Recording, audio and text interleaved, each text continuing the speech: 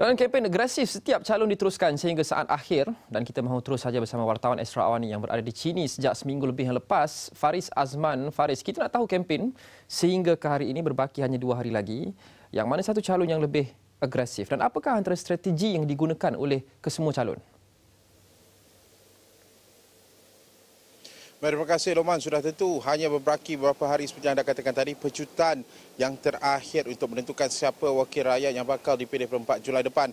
Dan berbalik kepada soalan anda, calon mana yang lebih agresif? Boleh dilihat kepada 2 calon. Kita ada 3 penjuru tapi 2 calon ini sangat-sangat agresif kempen mereka untuk mendekati rakyat, untuk menangi hati rakyat, di mana calon Barisan Nasional iaitu Muhammad Syarif Mak Zain di mana telah pun mengadakan daripada awal pagi daripada hari kempen yang kedua, awal pagi sehinggalah lewat malam sehingga jam 11.30 malam, di mana kempen-kempen bertemu dengan pengundi telah pun dijalankan oleh beliau bersama dengan jentera parti dan ceramah juga turut dijalankan dan Barisan Nasional dilihat menggunakan jentera bergerak yang dibenarkan sehingga jam 9 malam sahaja, di mana terdapat visual dan juga audio sistem siar raya yang memperkenalkan calon di sekitar kawasan Don Chini ini.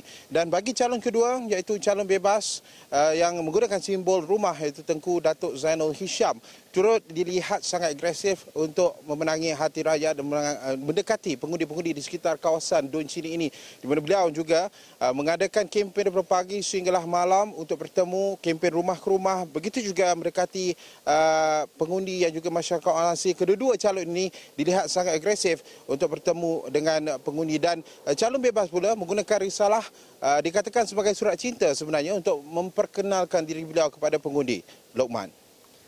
Faris, kita lihat calon Barisan Nasional menggunakan pakai kaedah yang masih agak tradisional iaitu berkempen, ceramah dan sebagainya di sana, dan kita tahu calon bebas lebih cenderung untuk menggunakan pendekatan yang lebih unik, lebih moden, menggunakan pakai media sosial untuk mendekati pengundi di sana. Melihat kepada demografi, peringkat umur dan kebiasaan pengundi di Chini, adakah strategi menggunakan media sosial ini berkesan berbanding dengan cara lama? Baik, terima kasih Roman. Di mana Barisan Nasional sebelum ini kita katakan mereka menggunakan kempen dengan cara lama, tetapi dalam tempoh beberapa hari selepas itu mereka memperkuatkan lagi kempen media sosial. Begitu juga dengan calon bebas yang ketiga Muhammad Syukri Muhammad Ramli dan juga calon bebas kedua iaitu Tengku Datuk Zainul Hisham. Mereka memperkuatkan, memperhebatkan kempen media sosial sejak hari pertama, dan ini boleh katakan secara demografi penduduk di sekitar kawasan Chini ini, mereka menggunakan laman sosial ini sebagai perantara di antara mereka.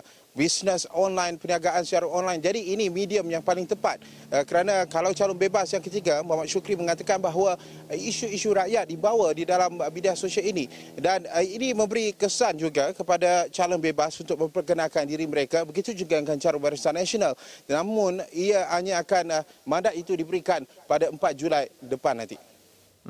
Chini, Faris, seperti yang ramai yang ketahui adalah antara kubu kuat untuk Barisan Nasional dan ia dipegang oleh Barisan Nasional sejak PRU 11 lagi tahun 2004. Tetapi pendekatan politik, sentimen politik dan juga polemik politik di peringkat kebangsaan masih lagi pelbagai. Sejauh manakah perkembangan politik di peringkat kebangsaan, di peringkat nasional mempengaruhi pengundi-pengundi di Chini ini?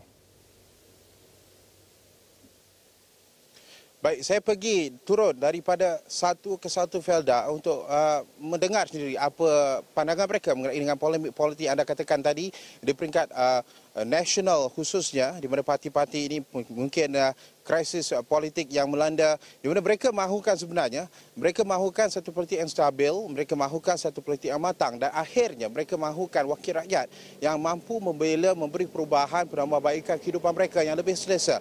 Ini antara kata-kata penduduk di sekitar kawasan ini, dan kalau dikira dengan apa polemik yang berlaku atau politik-politik pergolakan yang masih lagi belum dilihat selesai di peringkat atasan atau peringkat nasional, mereka mengatakan mereka mahu yang lebih damai. Ini kata-kata penduduk di sekitar PRK Don Chini ini. Mereka mahukan wakil rakyat yang mampu membela mereka pada 4 Julai depan. Lokman. Okay. Kita bakal lihat pada 4 Julai depan, 2 hari dari sekarang. Terima kasih Faris Azman atas kupasan itu, dan Faris akan kekal berada di sana sudah tentu sehingga 4 Julai nanti dan juga dalam hari-hari akan datang apabila kita membawakan perkembangan sewaktu dan juga selepas PRK Don N23 di Chini.